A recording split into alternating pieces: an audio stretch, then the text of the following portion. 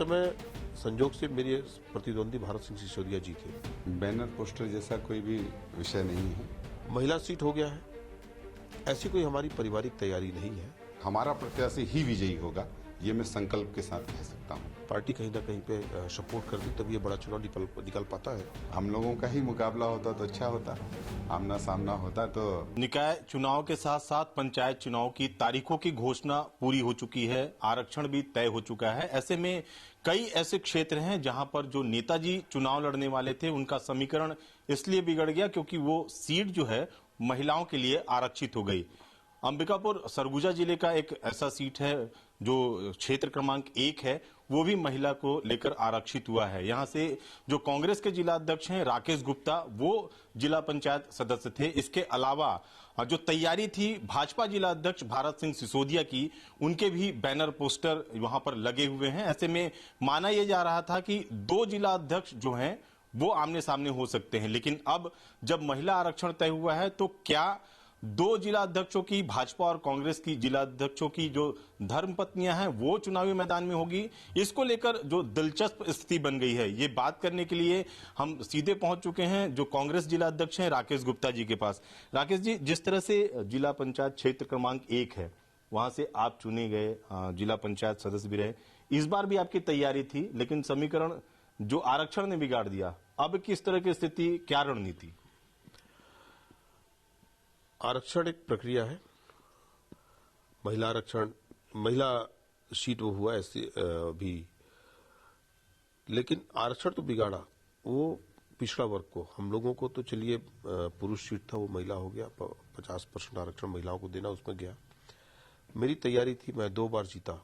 एक बार बीजेपी का जब सरकार थी तब जीता, और उस समय संजोग से मेरे प्रतिद्वंदी भारत सिंह सिसोदिया जी थे और एक अच्छे अंतर से मैं जीता था। दूसरी बार भी जब कांग्रेस की सरकार थी तो एक बहुत बड़े अंतर से मैं जीता। क्षेत्र के लोगों ने बहुत विश्वास किया, उनके लिए हमेशा मेरे दिल में उनके लिए जगह रहेगी। महिला सीट हो गया है, ऐसी कोई हमारी पारिवारिक तैयारी नहीं है।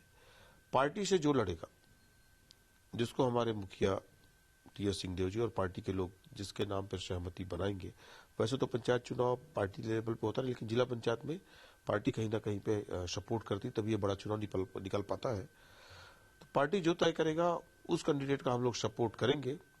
हाँ, इस बार अगर वो अनारक्षित सीट रहता, मुक्त रहता, तो मैं चुनाव लड़ता और जैसे तैयारी दिख रही थी प्रतिस्पर्धा का जो आपने बात कहा, तो एक अच्छा हेल्दी मुकाबला होता। लेकिन अब महिला सीट हो गया है तो पार्टी की तरफ से जो तय होगा वो चुनाव लड़ेगा। 2 जिला अध्यक्षों की एक बार कहा जा सकता है कि जो रण है वो देखने को मिलता, लेकिन अब धर्मपत्नियां चुनाव मैदान में होंगी क्या? पूर्व में तो रण में आप देख ही चुके हैं, हम लोग दोनों चुनाव लड़े थे, भारत जी और मैं। और मेरी पत्नी की कोई ऐसी तैयारी नहीं है। और हम लोगों के यहाँ जो सरगुजा की राजनीति, उसमें आदरणीय टीएस सिंहदेव जी का एक हस्तक्षेप रहता है और मेरी राजनीतिक फैसले में उनका बड़ा हस्तक्षेप रहता है। तो जो वो तय करेंगे उसी के हिसाब से हम लोग आगे बढ़ेंगे। आप कह रहे हैं कि ऐसी कोई तैयारी पारिवारिक तौर पे नहीं है, लेकिन अगर टीएस सिंहदेव कहते हैं, संगठन कहता है, तो क्या निर्णय होगा? संगठन की बात तो हमेशा सर्वोपरि रहेगी और संगठन जो कहेगा उसको मैं मानूंगा। और भी सीटें हैं, संगठन का जहां निर्देश होगा वहां पर हम लोग काम करेंगे। अभी तो मैं 14 के 14 जिला पंचायत क्षेत्रों में, अंबिकापुर नगरीय निकाय और लखनपुर और सीतापुर नगर पंचायत में पूरा मेरा फोकस है। बाकी 1-2 दिन में परिस्थितियां क्लियर हो जाएंगी। जो संगठन और महाराज साहब तय करेंगे उसको लेकर के हम लोग आगे बढ़ेंगे। माना जाए कि 2 जिला अध्यक्ष की धर्मपत्नियां चुनावी मैदान में दिख सकती हैं? मैं उनके बारे में तो कुछ कह नहीं पाऊंगा।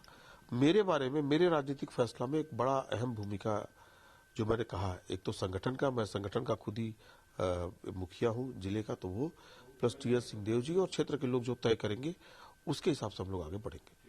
तो ये थे राकेश गुप्ता जी, जो कि कांग्रेस के जिला अध्यक्ष हैं।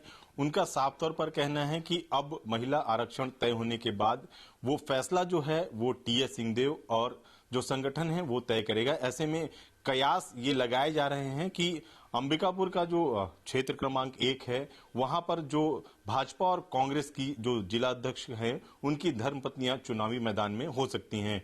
हम भाजपा जिला अध्यक्ष के पास भी चलेंगे और ये जानने की कोशिश करेंगे कि उनकी किस तरह की तैयारी है।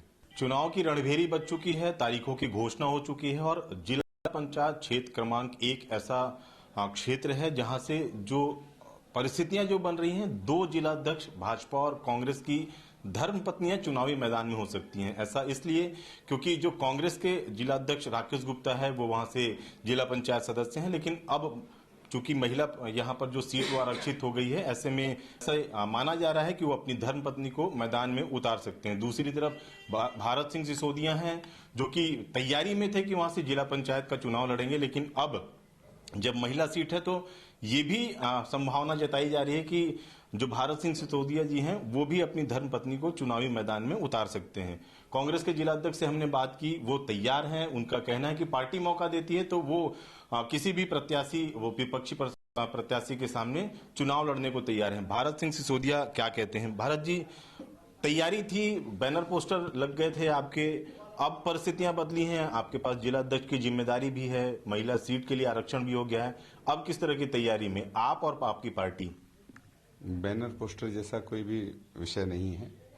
बैनर पोस्टर कहीं पर भी जिला पंचायत की तैयारी के हिसाब से नहीं लगे हुए हैं।